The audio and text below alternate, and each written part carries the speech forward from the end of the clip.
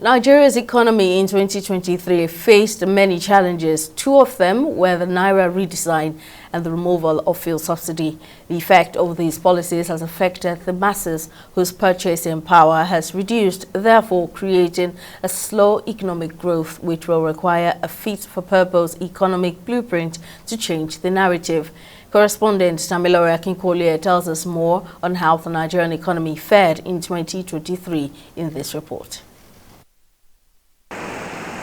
As the world economy grapples with the aftermath of COVID-19 pandemic and new challenges induced by the Russia-Ukraine conflict, economic growth has lowered and the inflation rate is heightened in both advanced and emerging economies. Nigeria isn't an exception, as the gross domestic product for the year declined to 2.87, the lowest since the pandemic. This performance was a result of a combination of policy mismatch and other challenges. One of the prominent mismatch policies that affected Nigeria in 2023 was the new Naira redesign that led to decreased sales volume and economic slow growth. Like central banks in other developing nations, the Central Bank of Nigeria (CBN's) major aim early in 2023 was to accomplish its monetary policy objectives by controlling the money supply. The Naira reform was expected to provide a chance to solidify the cashless policy, enhance the effectiveness of monetary policy, and assist in decreasing terrorism and kidnapping. Therefore, 200, 500, and 1,000 Naira notes were redesigned.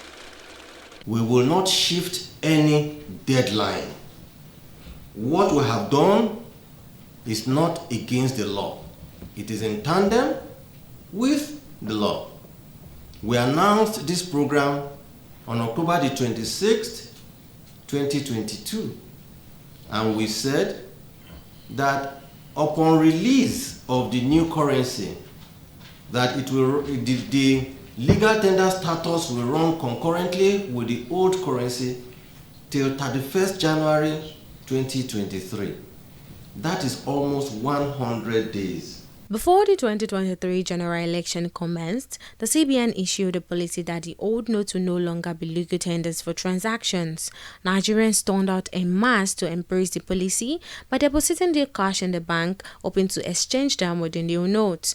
Unfortunately, the CBN could not manage the demand for cash and it ignored calls for deadline extension. Cash became scarce, electronic transfers could not cope with the transaction surge, and the frequency of failed transactions increased as it remained unsolved for months. Only the affluent could get cash during the dark days of the CBN Naira redesign. The situation has affected everybody. You can look. Everywhere is dry.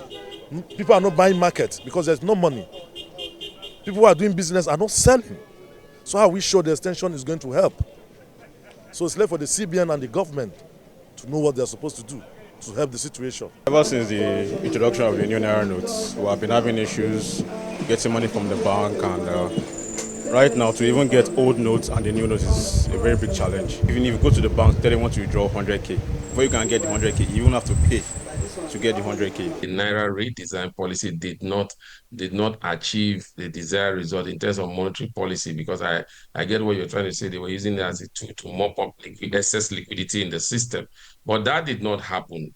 Because, again, when you're talking about mopping out excess liquidity, at that time, they said they were able to get 2.1 trillion that were outside the banking space into the banking space, but we still have about 900-something billion that was still outside. And again, if that policy had really been successful, then we won't be having the cash crown that we're having in another peak period of now.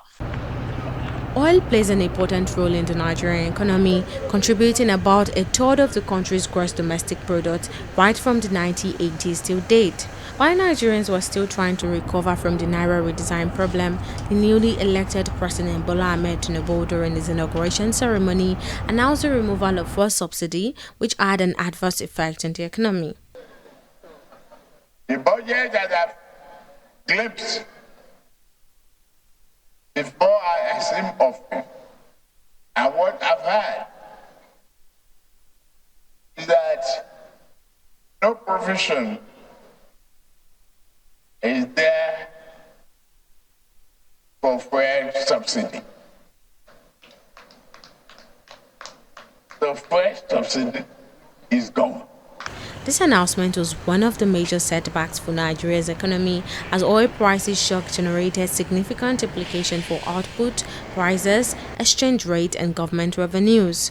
So I don't know what government is going to do to rectify this, because there is this issue on ground is going to affect everything in the country, both food, transport, not only transportation, everything will paralyze. If it continue like this, I think government need to come out and do something. The problem about it now, it will be so difficult on Nigerians because it will affect everything in the market, everything, both house rent and everything. So it's not fair. One of the multiplier effects of the fuel subsidy removal is the escalation of inflation rate, as the country witnessed the highest inflation rate in November, soaring to 28.2%, accompanied by a constricted economic landscape. Food is cheaper in the north, but it's more expensive in the south. That means that we have food available in the north, but the cost of moving it down to the south is actually way high. And that is driving our inflation to go up. Definitely it had its own impact, and that impact was shown in what we see in the NBS Nigerian Bureau of Statistics report.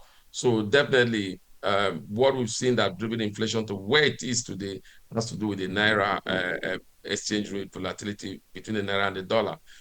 Experts said that if the Dangote and Port Harcourt refineries become operational in the new year, it could reduce the pressure on foreign exchange and alleviate the economic challenges.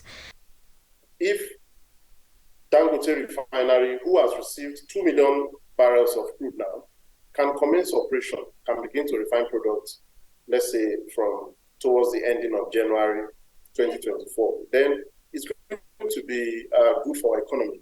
Amidst the sluggish economic growth that the country experienced, several international companies chose to exit Nigeria for diverse reasons. Some cited the burden of multiple taxes as a significant factor that contributed to their departure. Analysts foresee that this exodus could exert pressure on the exchange rate between the dollar and the naira. They will produce whatever they are producing, and then they will still push it back to Nigeria, which is the market where we got the population. They are going to push those commodities, those goods and services back to us, and we have to pay for them in dollars, no longer in naira, while they were here in Nigeria. So we have to pay for those goods and services now in dollars, which will also now mount more pressure on our USD.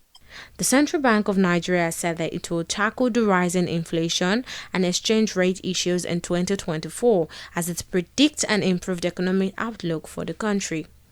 Tamilore Akinkwolye, TV360 Lagos.